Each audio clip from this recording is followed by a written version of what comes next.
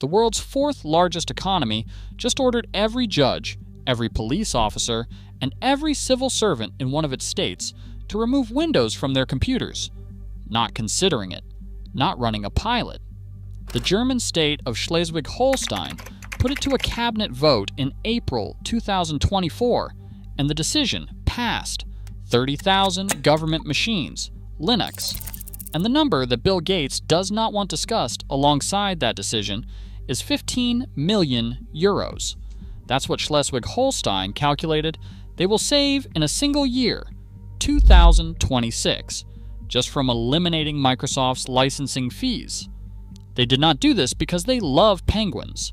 They did this because an independent European regulatory body found that using Microsoft 365 violated EU data protection law. The European Commission, the institution that writes Europe's rules, was told by its own data protection regulator that the software it was running broke the law it was supposed to uphold. When a government moves 30,000 computers off Windows, that is not a tech story. That is a verdict. In this investigation, we're going to expose 3 things Microsoft does not want in the same sentence. The 240 million computers, Windows abandoned to engineer a hardware upgrade cycle, the AI surveillance feature, so dangerous the UK government opened a formal inquiry and forced Microsoft to pull it from the market, and the real picture of who is still trusting Windows with their most critical work, and who already left. The first government to make this move public was in northern Germany. But it is not the last. To understand why a German state government became the most visible crack in Microsoft's enterprise foundation, you have to understand what it actually costs to run Windows in a government environment in 2024. For 3 decades, Windows was the default for government computing, not because it was cheapest or most secure, but because it was the standard. Nobody got fired for buying Microsoft. Every IT department in every ministry was trained on it. The contracts were automatic renewals. The lock-in was institutional. Then on April 4th, 2024, Schleswig-Holstein's Minister-President Daniel Günther stood up and said that his goal was independent, sustainable, secure, and that Schleswig-Holstein would be the first German state to introduce a digitally sovereign IT workplace in its state administration.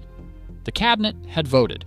30,000 government computers used by civil servants, judges, police officers, and eventually 30,000 teachers would be migrated from Windows to Linux. Microsoft Office would be replaced with LibreOffice. Outlook would be replaced with Thunderbird. SharePoint would be replaced with Nextcloud. Active Directory would be replaced with an open-source alternative they are building themselves. Read the list again. They did not just decide to swap the operating system, they decided to remove Microsoft from their entire IT infrastructure, top to bottom. The financial driver was not subtle. Digitalization Minister Dirk Schroeder compared digital sovereignty to energy sovereignty, the hard lesson Europe learned when it discovered that dependency on a single foreign supplier for something essential becomes vulnerability.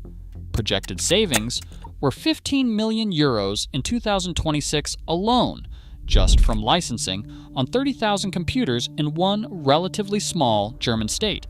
But the money was not the primary driver.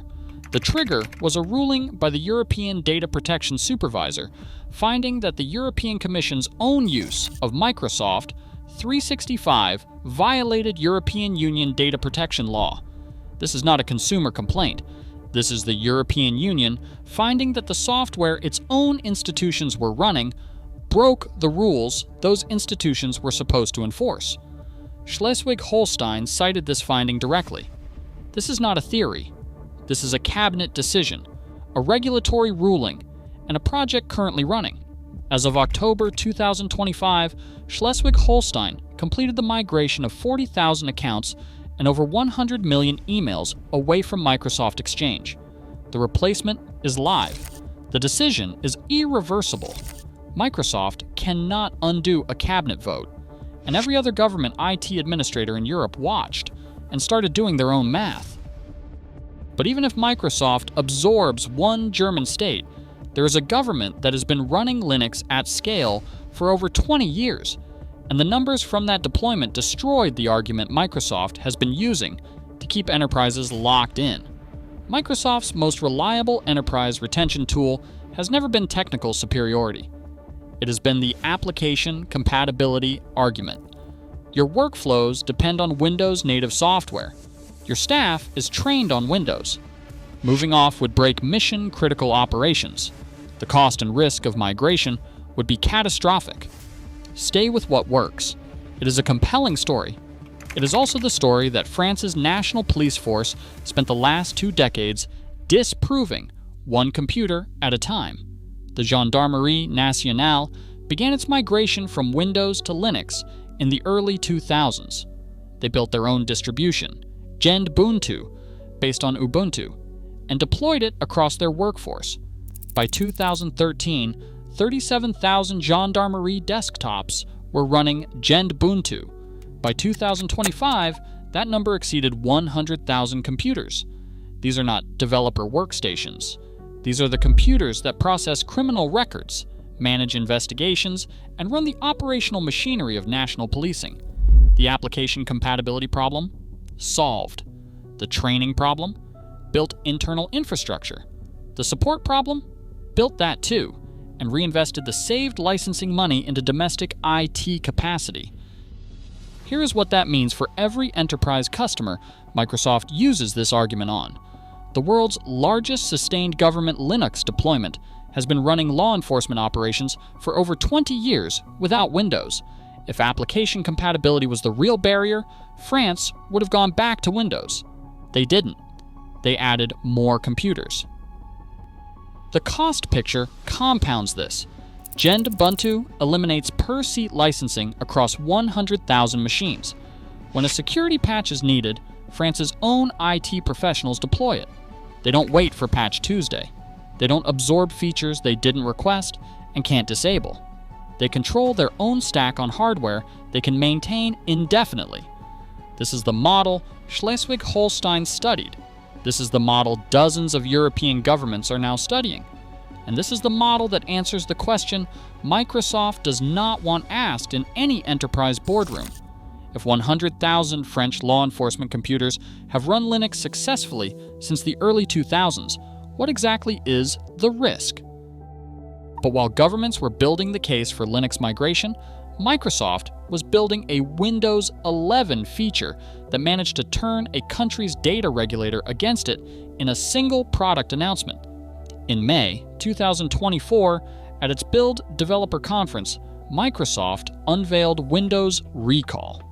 The concept was simple. Your computer takes a screenshot of everything you do, every website visited, every document opened, every message sent, every image viewed, and stores those screenshots in a searchable AI database. Microsoft described it as a photographic memory for your computer. Security researchers described it differently. Within weeks, ethical hacker Alexander Hagena built a tool called Total Recall. Its one function was to extract everything in the recall database and display it. Passwords, captured in screenshots, private messages, banking information, medical records. Everything Recall had photographed was stored in plain text, not encrypted, not protected, and readable by any malicious application, any attacker with physical access, or any piece of malware that reached the file system. The UK Information Commissioner's Office opened a formal inquiry. Microsoft pulled the feature before its planned June 2024 launch. They announced a delay to October, then to December. Finally, they limited the release to Windows Insider testers only, and only on a restricted class of hardware, Copilot Plus PCs, requiring a neural processing unit capable of 40 or more trillion operations per second. That hardware does not exist in most computers sold before 2024. This is not a software story. This is a business model story. Recall is only available on Copilot Plus personal computers. Copilot Plus personal computers require new hardware purchases. The feature that photographs everything you do on your computer also requires you to buy a new computer. The EU raised Recall under its digital markets Act Compliance Monitoring of Microsoft, the same regulatory framework that found the European Commission's Microsoft 365 use violated data protection law. This is not an accident. This is a platform built around a calculation that the value of behavioral data is worth a UK regulator inquiry and a 6-month launch delay. And Microsoft's response to the users it chose not to bring along on this journey is where the story reaches its most expensive chapter. On October 14th, 2025, Microsoft ended free security updates for Windows 10. Approximately 240 million personal computers worldwide, according to Canalys Analysis, cannot upgrade to Windows 11. Not because the hardware is broken, not because the processors are too slow, because Windows 11 requires TPM2 and an approved processor list that starts with Intel 8th generation processors and AMD Ryzen 2000 series processors, computers built with Intel 7th generation processors, hardware sold by Lenovo, Dell, HP, and Asus as recently as 2017 and 2018 do not qualify. The machines run perfectly, but Windows declared them incompatible. A California lawsuit filed in August 2025 names this directly. The complaint argues Microsoft's decision to end Windows 10 support while excluding hundreds of millions of functional computers from Windows 11 is a deliberate strategy to monopolize the generative AI market by forcing consumers to purchase new Copilot Plus personal computers. Microsoft ran full-screen advertisements on Windows 10 machines promoting Copilot Plus AI features in the months before the end of support deadline. HP was sued separately in a class action. The allegation is HP responded to Windows 11's TPM requirement by implementing a software-based fake TPM, a piece of code that told Windows 11 it was a hardware security module without actually being one. The lawsuit calls it a defeat device. HP AMD-based laptops began exhibiting severe stuttering during video calls, video playback, and gaming. Microsoft wrote the requirement. HP absorbed the engineering cost.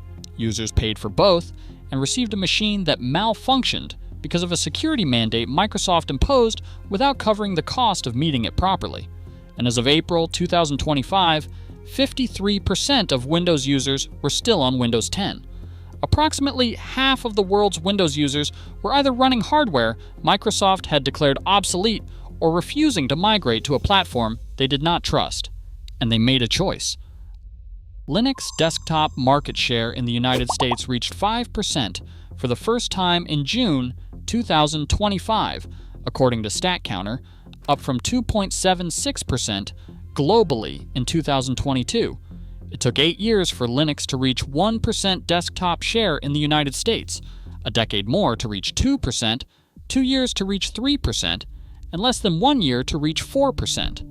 The people Microsoft told to buy new computers chose instead to install an operating system that runs on the hardware they already own, costs nothing, and does not take a screenshot of their passwords. Windows market share in the United States dropped to 63.2%, a decline of 13% over the prior decade. The abandonment is not speculation. It is in the data. So what does this mean for you? It means the choice Schleswig-Holstein made in April 2024, the choice France's gendarmerie made in the early 2000s, is now sitting on your desk, waiting for a USB drive.